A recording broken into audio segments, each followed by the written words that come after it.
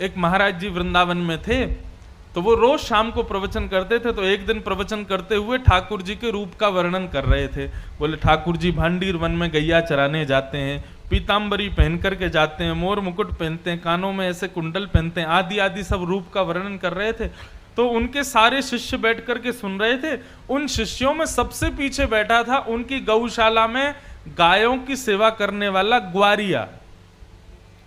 और वो ग्वारिया इतना सीधा था, इतना भोला था कि सब लोग उसको प्यार से भोंदू बुलाते थे। क्या बुलाते थे? भोंदू किसको कहते हैं? जो बहुत भोला होता है उसको भोंदू कहा जाता है।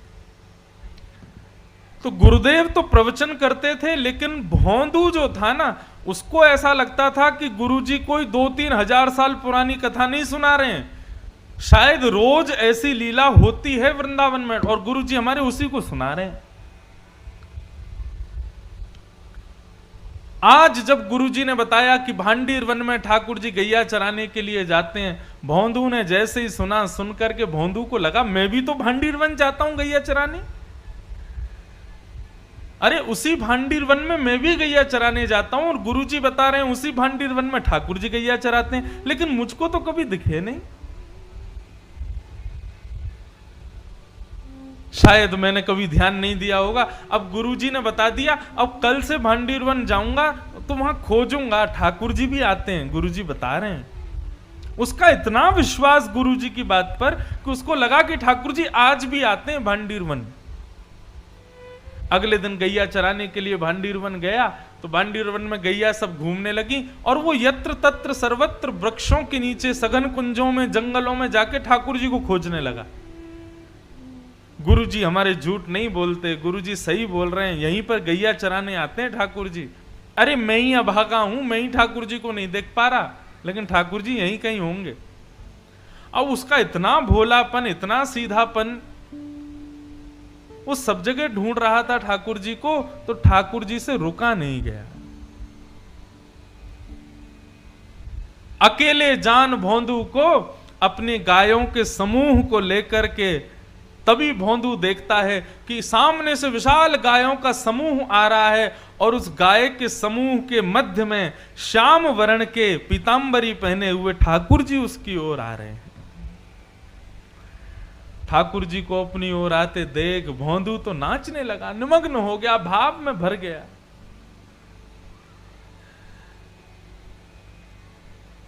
कटाक्ष नेत्र ठाकुर जी के, सुंदर कपोल, मधुर मुस्कान, घुंघराले केश, मोर मुकुट सिर पर, पीतांबरी पहने हुए, चंदन की सुगंधी महकते हुए ठाकुर जी गैया चराते हुए आ रहे हैं। भोंदू ने जैसे ही उसको देखा निमग्न हो गया। ठाकुर जी आकर के भोंदू के पास बैठ गए। अब भोंदू और ठाकुर जी दोनों एक दूसरे को देखें। भोंदू बोला, आप वही श्याम सुंदर हो ना जिनके बारे में हमारे गुरुजी सुनाते हैं? ठाकुर जी बोले, हाँ हम वही श्याम सुंदर हैं। बोले, अच्छा, हमारे गुरुजी आपके रूप का वर्णन करते हैं तो लगता है आप कितने सुंदर होंगे, लेकिन आज आपको देखकर के ऐसा लग रहा है कि हमारे गुरुजी जो बताते हैं उससे लाख गुना ज्यादा सुंदर हो आप। बड़े प्यारे हो ठाकुर जी। ठाकुर जी बोले, अब केवल बात ही बनाते रहोगे, कुछ खिलाओगे पिलाओगे भी हमको? भोंदू बोला, आप मेरे यहाँ मेरे हाथ का खाओगे? बोले, हाँ हाँ हम खाएंगे, तुम खिलाओ। तो भोंदू पोटली में बांध के 2-4 रोटी ले गया था, ठाकुर जी के सामने प्रस्तुत कर दी। ठाकुर जी ने प्रेम से पाया। अब सारी रोटी भोंदू की खा गए और फिर भोंदू से बोले, और खिलाओ। भोंदू बोला, ये मैं तो 2 ही रोटी लाया था, इससे ज्यादा मैं खाता नहीं हूं।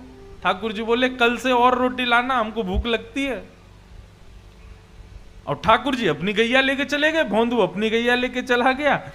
भोंदू को लगा ठाकुर जी ऐसे ही आते हैं, सबसे मिलते हैं, वो तो मेरा ही दुर्भाग्य था जो इतने साल बाद मुझको मिले। भोंदू ने आकर के किसी को कुछ नहीं बताया, उसने गुरुजी से भी कोई चर्चा नहीं की।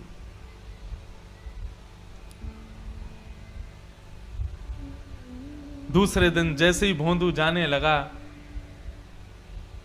ज्यादा रोटियां ले गया, ज्यादा सब्जियां ले गया। तो रसोई घर के जो महाराज जी थे उन्होंने जाकर के गुरुजी को बताया। बोले, गुरुजी आज तो भोंदू इतना सारा भोजन लेकर के जा रहा है। गुरुजी आए, आकर के बोले भोंदू तुम तो इतना नहीं खाते, किसके लिए लेके जा रहे हो?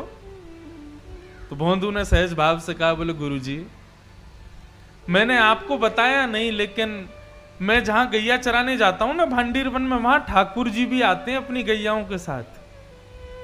कल आए थे, मेरे से रोटी मांग रहे थे, तो मैंने 2 रोटी खिला दी, तो ठाकुर जी को कम लगी, इसलिए मैं ज्यादा लेके जा रहा हूं। तो ये ज्यादा पुरानी नहीं, 60-70 वर्ष पुरानी बात है। गुरुजी बोले भोंदू कौन आता है भांडीर वन में? बोले ठाकुर जी आते हैं। बोले कौन से ठाकुर जी? बोले वही ठाकुर जी जिनकी आप कथा सुनाते हो। गुरुजी बोले सच में ठाकुर जी आते हैं? बोले हाँ। अच्छा बता तो सही कैसे दिखते हैं वो?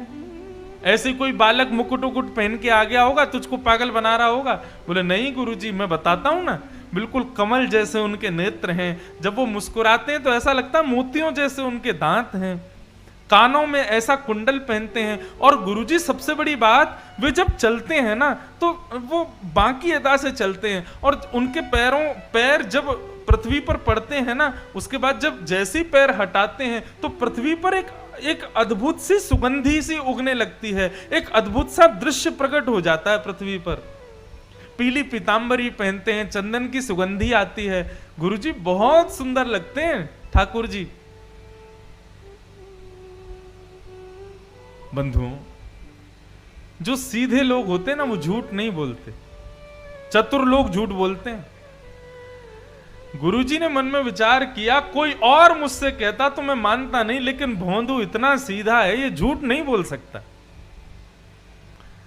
भोंदू के मुख से ठाकुर जी के बारे में सुनकर के गुरुजी के नेत्र सजल हो गए, और वे कहने लगे भोंदू आज ठाकुर जी आएंगे मिलने के लिए? बोले हाँ आएंगे गुरुजी। तो बोले आज जब ठाकुर जी आए ना तो ठाकुर जी से कहना कि तुम्हारे गुरुजी ने उनको बुलाया, उनको यहां लेकर के आना, यदि आ जाएं तो। बोले अरे गुरुजी मैं लेके आऊं उनको? बोले हाँ तुम लेके आना। अब भोंदू को यहां भी ये लग रहा है कि गुरुकुल में इतने सारे चेले पढ़ते हैं गुरुजी के, मेरे से भी ज्यादा विद्वान चेले रहते हैं, गुरुजी किसी को भी कह सकते थे कि ठाकुर जी को ले आओ, लेकिन मुझसे ही क्यों कहा? उसको अब भी ये विश्वास नहीं हो रहा कि ठाकुर जी केवल उसी से मिलते हैं। उसको लगा सबसे ही मिलते होंगे, लेकिन गुरुजी ने मेरे को योग्य जान के मुझसे कहा कि ठाकुर जी को लेके आना। भोंदू तो नाचता गाता हुआ पहुंच गया भांडीर वन। जैसे ही ठाकुर जी आए, ठाकुर जी आके बोले अरे भैया भोंदू जल्दी रोटी खिला। अब भोंदू तो तैयारी करने लगा, पत्तल में रोटी रखने लगा, गुड़ रखने लगा, अचार रखने लगा, दही रखने लगा, और रखते रखते बोलने लगा ठाकुर जी आज एक प्रार्थना करूं? बोले हाँ बोलो। बोले हमारे गुरुजी आपसे मिलना चाहते हैं, आप हमारे साथ आज हमारे गुरुकुल चलोगे? ठाकुर जी बोले देख हम तेरे सखा हैं, तेरे मित्र हैं, तेरे गुरुजी से हमको कोई मतलब नहीं है, तुझसे मिलेंगे, तेरे संग बैठेंगे, तेरे संग खाएंगे, तेरे संग रहेंगे, लेकिन गुरुजी से नहीं मिलेंगे हम। चरण पकड़ लिए भोंदू ने, बोले वो मेरे गुरुजी हैं, मैं तो आपको जानता ही नहीं था, मैं तो इतने वर्षों से यहां गैया चराने आ रहा हूं, लेकिन मैंने कभी आपको देखा ही नहीं। गुरुजी ने बताया कि भांडीर वन आप आते हो गैया चराने, तभी तो मैंने आपको देखा। जिन गुरुजी ने आपसे मिलवाया, जिन गुरुजी ने आपके बारे में बताया, जिन गुरुजी ने मुझे आपके योग्य बनाया, वो गुरुजी आपको बुला रहे हैं, आप मना मत करो ना, चलो ना मेरे साथ। ठाकुर जी बोले देख भोंदू तू जो कहेगा सब करेंगे, लेकिन ये तेरे अलावा हम किसी से नहीं मिलेंगे, और चाहे तेरे गुरुजी हो चाहे गुरुजी के भी पिताजी हो, हम तुझसे ही मिलेंगे बस। ठाकुर जी रोटी खा रहे थे बढ़िया गुड़ के साथ में, तो भोंदू ने हाथ से रोटी छिना ली, बोले तो ये भी मत खाओ, ये भी गुरुजी की है। और पत्तल भी उठा ली, बोले ये भी छोड़ो, ये भी गुरुजी के यहाँ की बनी है, ये भी क्यों खा रहे हो? और सुनो ठाकुर जी, आपको मुझसे ही मिलना है, मेरे अलावा किसी से नहीं मिलना, तो मेरी भी वचन सुन लीजिए, मुझे इस योग्य गुरुजी ने बनाया, और यदि गुरुजी से आप नहीं मिलोगे तो कल से यहां मत आना, मैं भी आपसे नहीं मिलूंगा। ठाकुर जी बोले तू अभी जानता नहीं है, बड़े बड़े लोग त्रिलोकीनाथ के दर्शन के लिए हिमालय पर जाके तपस्या करते हैं, तब जाके मेरा दर्शन मिलता है, और हम तेरे सामने इतनी सहजता से बैठे, तू कह रहा कल से मिलेगा नहीं। भौंदू बोला मैंने तपस्या नहीं की, मैंने अपने गुरु की सेवा की, तो इसका मतलब यह सिद्ध हो गया कि लोग 1000 वर्ष तपस्या करके आपका दर्शन करते हैं, लेकिन मेरे गुरु जी के चरणों में 1000 वर्षों के समान तपस्या का फल है। मैं उनको प्रणाम करता हूं और उससे मुझे आपके दर्शन हो जाते हैं। ऐसे गुरु को क्यों नहीं मिलोगे आप?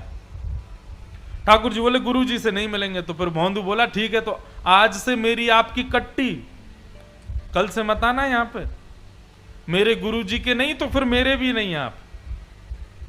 और भौंदू ने अपना सारी सामग्री उठाई, सारी गैयाओं को इकट्ठा किया और जाने लगा वहां से, भगवान को छोड़ के जाने लगा। भगवान बोले अरे भौंदू रुक तो जा। बोले अब तो मैं तभी रुकूंगा जब आप मुझे वचन दोगे कि मेरे गुरुजी से मिलोगे। अगर आप ये वचन नहीं दोगे तो मैं नहीं मिलूंगा, मैं नहीं रुकूंगा। भौंदू जाने लगा, थोड़ी दूर गया, थोड़ी और दूर गया। अब मानो जैसे कि हमारे श्याम सुंदर के त्रिलोकीनाथ की त्रिलोक की संपदा छूट रही हो। दौड़े भौंदू के पीछे और पीछे जाकर के भौंदू के कमर पर चढ़ गए ऊपर और बोले तू जहां जाएगा सब जगह जाएंगे, लेकिन तू छोड़ करके मत जा, ले चल अपने गुरुजी के पास में। और आज आश्रम में बैठे गुरुजी राह तक रहे थे कि भौंदू आ रहा होगा गैया लेकर के। तभी क्या देखते हैं, असंख्य गायों का झुंड आ रहा है और उन असंख्य गायों के झुंड के बीच में भौंदू अपने कमर पर ठाकुर जी को उठा करके ला रहा है। यह दृश्य देखते ही जो गुरुजी थे वे तो मूर्छित हो गए, और जब होश में आया तो नंद नंदन को सामने देखा। उठते ही जैसे ही ठाकुर जी को देखा, ठाकुर जी को प्रणाम नहीं किया, पहले भौंदू को प्रणाम किया। बोले तेरी भक्ति को प्रणाम करता हूं भौंदू, तेरी इतनी सरलता, इतनी सहजता, इतनी कोमलता कि तेरा नाम भी कोई तेरे को नहीं बुलाता, सब तेरे को भौंदू भौंदू बुलाते, इतना सीधा है तू। आज तेरे वशीभूत होकर के त्रिलोकीनाथ मेरे आश्रम चल के आए। ये सत्य घटना है वृंदावन की।